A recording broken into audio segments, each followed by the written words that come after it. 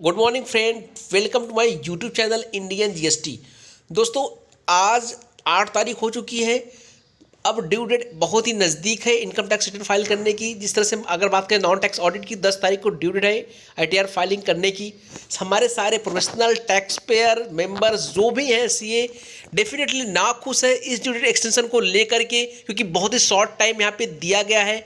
तो उनके तरफ से हर दिन रिप्रेजेंटेशन रिक्वेस्ट हर दिन डाली जा रही है। तो दोस्तों, आज मैं आप लोगों के साथ एक ऐसे रिप्रेजेंटेशन रूबरू कराने वाला हूं कि जो बहुत ही ज़बरदस्त, आज तक किसी ने इस तरह से रिप्रेजेंटेशन डाला नहीं है। जो गवर्नमेंट अगर रीड करती है तो डेफिनेटली गवर्नमेंट को भी रिग्रेट फील होगा और यहाँ पे चांसेस होते हैं कि गवर्नमेंट फर्दर ड्यू डेट को एक्सटेंड कर सकती है। तो चलिए वो आपको रिप्रेजेंटेशन में दिखाता हूँ क्या उसमें वैलिड पॉइंट रखी गई है, जिससे अगर गवर्नमेंट पढ़ता है तो डेफिनेटली थोड़ा ना थोड़ा गवर्नमेंट को इसका डेफिनेटली इम्पैक्ट पड़ने वाला है। तो चलिए हम आपको दिखाते हैं। यहाँ पे फ्रेंड, यहाँ पे देख सकते हो चार्टर्ड अकाउंटेंट एसोसिएशन सूरत की तरफ से ये रिप्रेजेंटेशन डाली गई है, रिक्वेस्ट डाली गई है हमारे फाइनेंस मिनिस्टर जी को। यहाँ पे दोस्तों जो पॉइंट्स है वैलिड, बहुत ही लंबा चौड़ा ये रिप्रेजेंट। दोस्तों यहाँ पे सारे चीज़ रीड करके बताना इम्पॉसिबल है क्योंकि बहुत ही लंबा डाला गया, लेकिन जो वैलिड पॉइंट यहाँ पे रखा गया है, मेजर पॉइंट्स उसे मैं रीड करके आपको डेफिनेटली बताने वाला हूँ। तो दोस्तों यहाँ पे देख सकते हो, पहले उन्होंने बोला action ultra vires the citizen chartered. दोस्तों इन लोगों ने सिटीजन चार्टर्ड लेकर के आए थे कि एक रिजनेबल फेयर एक्शन लिया जाएगा किसके अगेंस्ट में, जो हमारे टैक्स पेयर है, टैक्स पेयर के भाइयों के अगेंस्ट में। उन्होंने बोला कि अगर उनके जो कंप्लायंसेस है उससे लेकर के हम एक रिजनेबल और फेयर एक्शन लेंगे जब जरूरत पड़ेगी, मतलब जो जरूरत पड़ेगी उनके हिसाब से हम कर देंगे यहाँ पे।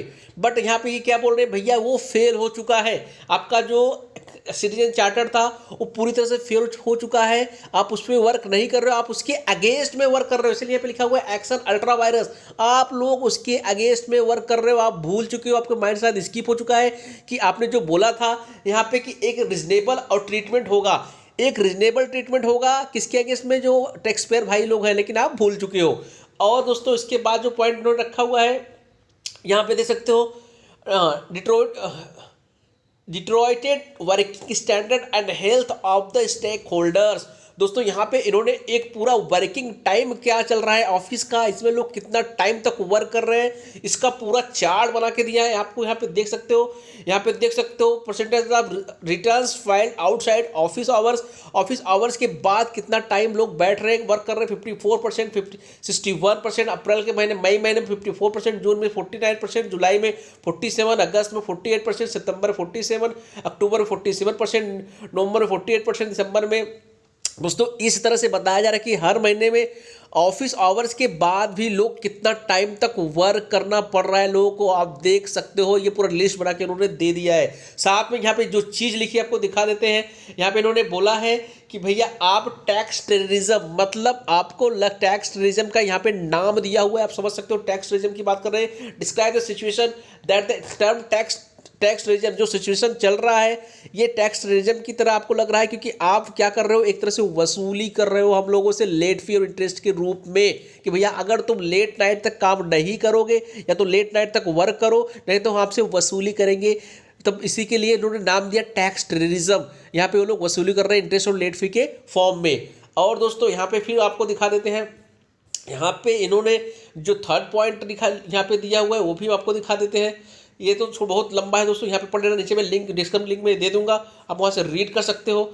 साथ में आप देख सकते हो ignoring of communication with professional bodies and other stakeholder by a government servant. दोस्तों यहाँ पे देख सकते हो क्या लैंग्वेज यूज किया उन्होंने कि भैया आप भी एक गवर्नमेंट के सर्वेंट हो, रिप्रेजेंटेटिव हो, फिर भी आप क्या कर रहे हो, जो हमारे कम्युनिकेशन जो प्रोफेशनल्स बॉडीज़ हैं, जो कम्युनिकेशन आपके पास लेके जा रही हैं, आपके पास जो रिप्रेजेंटेशन लेके जा रहे हैं, रिक्वेस्ट डाले जा रहे हैं, आप उसको पूरी तरह से इग्नोर कर रहे हो। आप ये भूल रहे हो कि आप भी गवर्नमेंट के एक सर्वेंट हो, आप एक रिप्रेजेंटेटिव हो गवर्नमेंट के, आप ये भूल जा रहे हो। आप लोग हमारी एक भी बात नहीं सुनी जा रही है कम्युनिकेशन प्रोफेशनल बॉडीज़ की। फिर उन्होंने यहाँ पे पूरा लिस्ट दिया है, आप देख सकते हो कि कितनी रिप्रेजेंटेशन डाली गई है, हर दिन की पूरा लिस्ट दे दिया है कि इतनी रिप्रेजेंटेशन डालने के बाद भी आप लोग इग्नोर कर रहे हो, सुन नहीं रहे हो। आप भी क्या हो, गवर्नमेंट के रिप्रेजेंटेटिव हो, नौकर हो, फिर भी आप लोग सुन नहीं रहे हो। इस तरह से यहाँ पे देखिए लैंग्वेज यूज किया गया है।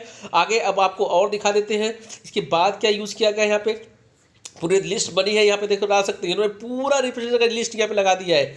देख सकते हो दोस्तों कितना रिप्रेजेंट डाला गया है। अब दोस्तों यहाँ पे देखो है frequently issued tax tax paid यहाँ पे आप ये भी बोला है कि भैया आपने हर महीने में टोटल, इन्होंने एक चीज़ बताया है कि आप हर महीने 1 से 2 नए नए सर्कुलर नोटिफिकेशन लेकर के आते रहते हो। टोटल यहाँ पे दिया है नंबर ऑफ नोटिफिकेशन, आप देख सकते हो कि total number of notification 1285, number of days since implementation of GST, एक महीने में 1285 समथिंग अपने नोटिफिकेशन और सर्कुलर लेकर के आप आते रहते हो। यहाँ पे इन्होंने ये पॉइंट भी रख दिया कि कितना आपका सर्कुलर और नोटिस आता रहता है। तो दोस्तों आप समझ सकते हो, ये बोलने के कहने का मतलब यही है कि भैया इतना नोटिफिकेशन सर्कुलर जब आप लेके आते हो, इस केस में हमारे जो टैक्स पेयर है अपडेट नहीं हो पाते, रोज रोज आप नए नोटिफिकेशन सर्कुलर लेके आते रहते हो, रोज पेमेंट भी करते हो, इसको समझने के लिए भी टाइम जाता है। तो ये पॉइंट भी इन्होंने रख दिया है। साथ में दोस्तों और बहुत सारे वैलिड पॉइंट यहाँ पे रखा हुआ है। तो reality of asking for extension of various due dates, इन्होंने दोस्तों यहाँ पे एक चीज़ और बताई है कि कितना टाइम चाहिए होता है, कितना टाइम लगता है एक ऑडिट को करने में। आप देख सकते हो प्लानिंग, डॉक्यूमेंटेशन, मैचिंग, यहाँ पे GST auditors, MSME by MSP, यहाँ पे ये बताया कि जीएसटी को ऑडिट करने में या टैक्स ऑडिट करने में कितना ज़्यादा टाइमिंग जाता है। अगर दोनों को फुल फ्लेज टाइम चाहिए जीएसटी ऑडिट और टैक्स ऑडिट को करने के लिए, तो कम से कम 4 से 5 महीने मिनिमम टाइम हम लोग को चाहिए। यहाँ पे पूरा टाइम आवर्स दिया हुआ है, यहाँ पे कैलकुलेट करके इन्होंने दिया है। देखिए टैक्स और इनकम टैक्स एक्ट कितना टाइम लगता है, तो ये भी बताया इन्होंने कि भैया 5 से 6 महीने चाहिए हमको income tax audit, GST audit को करने के लिए।